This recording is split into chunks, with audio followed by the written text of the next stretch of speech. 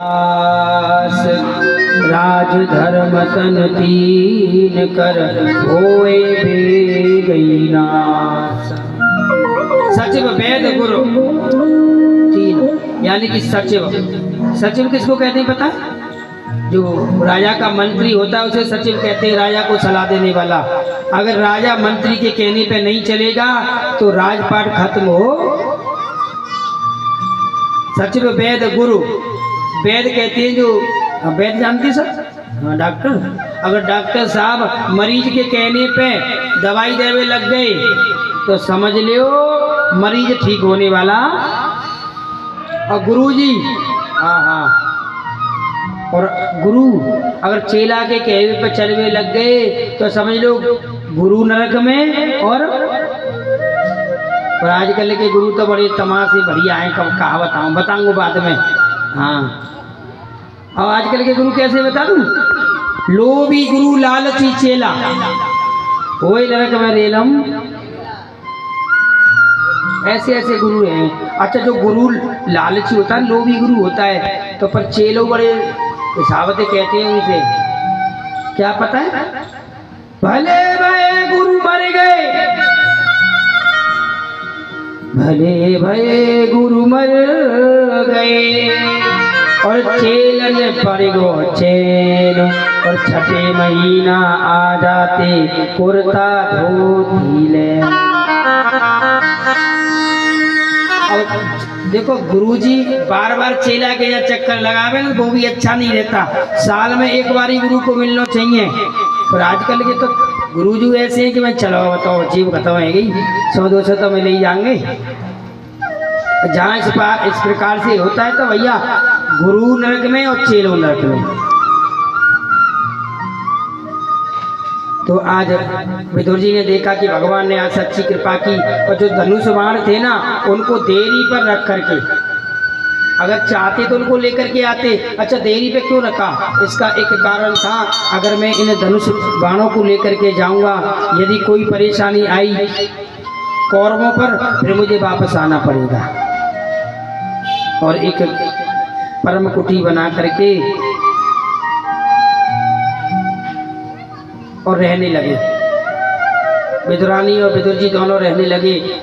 एक दिन देखा जो इंद्रप्रस्थ था ना उसको बड़ा सुंदर सजाया गया, और जब सजाया गया तो विदुर जी ने पूछा, भैया ये इंद्रप्रस्थ इतना सुंदर क्यों सजा गया, क्यों सजाया है?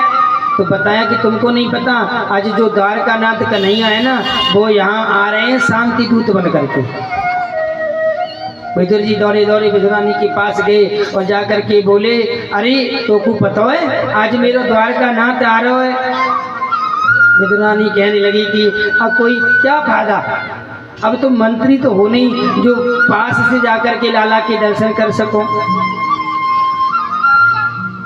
लाला को देख सको। तो विदुर जी बोले, अरे तू तो बड़ी पागल है, अरे मोए लाला के दर्शन होए ना होए कोई परवाह नहीं, पर लाला ने एक बार मोए देख लो, मेरो जीवन तो धन्य है जागो, मेरा जीवन तो मेरा तो कल्याण हो जाएगा।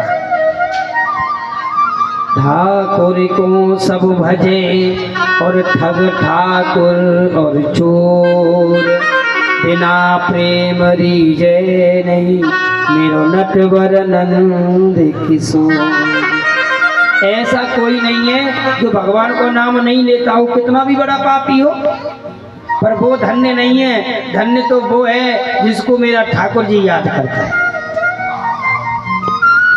अगले दिन द्रोदन ने ठाकुर जी के लिए बड़ी सुंदर व्यवस्था की। सबसे ऊंचा सूर्य जनित सिंहासन बनाया। आज ठाकुर जी आए और रथ से उतरे, सीधे सिंहासन पर बैठ गए।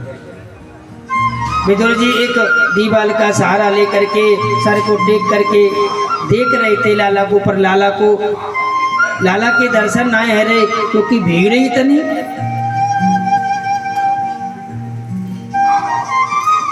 कन्हैया के पास द्रोदन आया तो आज कन्हैया कहने लगी, अरे द्रोदन जो 5 पांडव हैं वो तुम्हारे काका के लड़के हैं ना?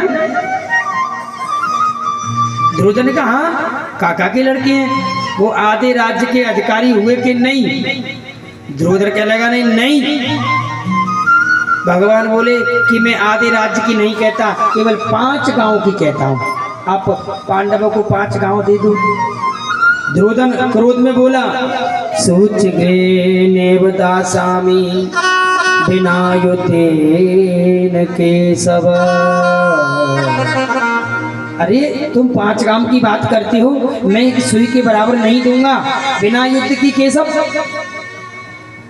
भगवान बोले, कन्हैया बोले कि अरे द्रोधन तुझे पता नहीं युद्ध क्या होता है, युद्ध की भीष्मा क्या होती है।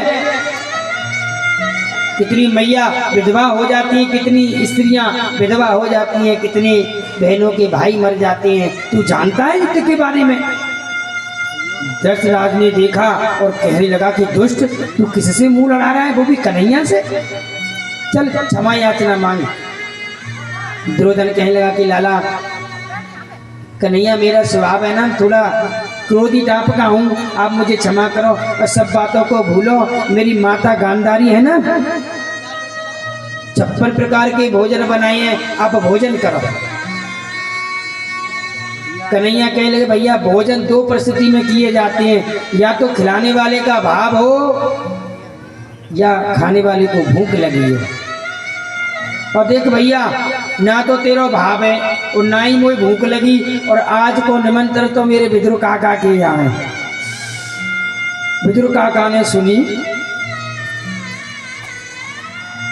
द्रोधन बोला, अरे कन्हैया बापे खुद खावे को ना है तो को कहाँ से खिला देगो? कन्हैया बोले, भैया विदुर काका ने मेरा निमंत्रण द्वारका में ही पहुंचा दो पत्र। कही लाला कन्हैया तू आवे तो मेरे यहाँ भोजन करियो, पानी चाहे बेशक द्रोधन के यहाँ पी लियो, पर भोजन तो मेरे यहाँ करियो। द्रोधन बोला,